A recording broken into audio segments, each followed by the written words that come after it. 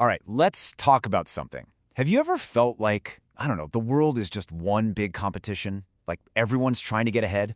Well, today we're digging into a really powerful idea about love that totally pushes back against that whole me-first culture. So, let's dive in. Okay, so here's the game plan. First, we're going to look at what the source material calls this me-centered world. Then, we'll break down three really powerful aspects of a totally different kind of love. One that endures, one that humbles, and one that cleanses. And to wrap it all up, we'll see how this becomes a powerful example for us to follow. All right, first up, this idea of a me-centered world, or the problem of self-worship. The source we're looking at basically argues this is the default setting for our culture. And honestly, this idea, it's the foundation for everything else we're about to unpack. And to kind of kick things off, the source highlights this quote from a famous pop star. Christmas is about getting what you want.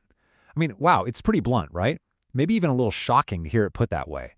But it really does capture this cultural vibe of putting our own wants and desires front and center. And look, this isn't just about stuff celebrities say. Take the global sports industry. It's a $2.5 trillion machine. Think about that. And it's all built on this idea of competition, of winning, of being the greatest of all time. It's this massive, real-world example of how our culture just celebrates individual achievement, sometimes above everything else. So, okay, if we're living in this me-centered world, what's the alternative? What's the way out?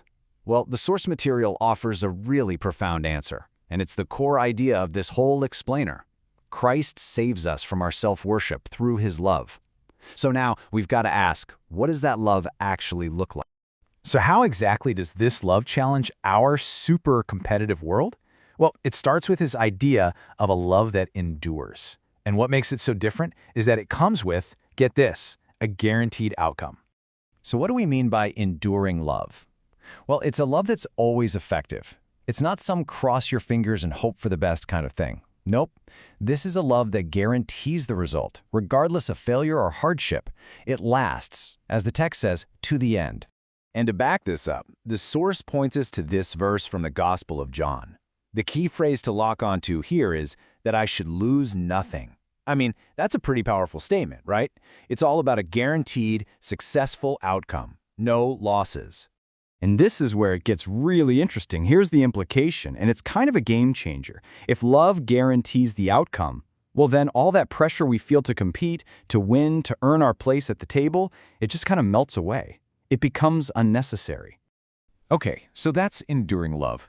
But there's another piece to this puzzle, and this one completely flips our ideas about power and status on their head.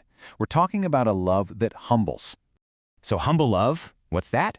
It's all about flipping the script. It means willingly taking the lowest position, choosing to serve when you have every right to be served. It's a pretty radical idea that just cuts against everything we think we know about status and power. The source actually gives us a fantastic real-world example of this. During World War II, Princess Elizabeth, the future Queen of England, trained and worked as an auto mechanic. Just pause and think about that for a second. Royalty, getting her hands dirty with grease, working a humble job right alongside other citizens. Now, the original text paints this incredibly vivid picture. It's so specific and deliberate, you can almost see it happening. He rose from supper, laid aside his outer garments, took a towel and tied it around his waist, poured water into a basin, and then began to wash his disciples' feet. Every single one of those actions is a conscious, intentional step down the social ladder. And this is where it gets really deep. That simple act of taking off his outer garments, that wasn't just about getting comfortable. The source explains this is a physical parallel for something much bigger. Those garments were a visible symbol of his glory, and laying them aside was a picture of him setting aside that divine glory to take the form of a servant. But wait, there's more to this act of humility. It has another layer, an even more powerful dimension. This isn't just about setting a good example. It's about a love that actually cleanses, a love with the power to transform and purify. So, this cleansing love, in this context, is a love that washes away sin and impurity. We're not just talking about dirty feet here, right? The real goal is a clean heart, something that makes a person spiritually whole and able to have a relationship with God.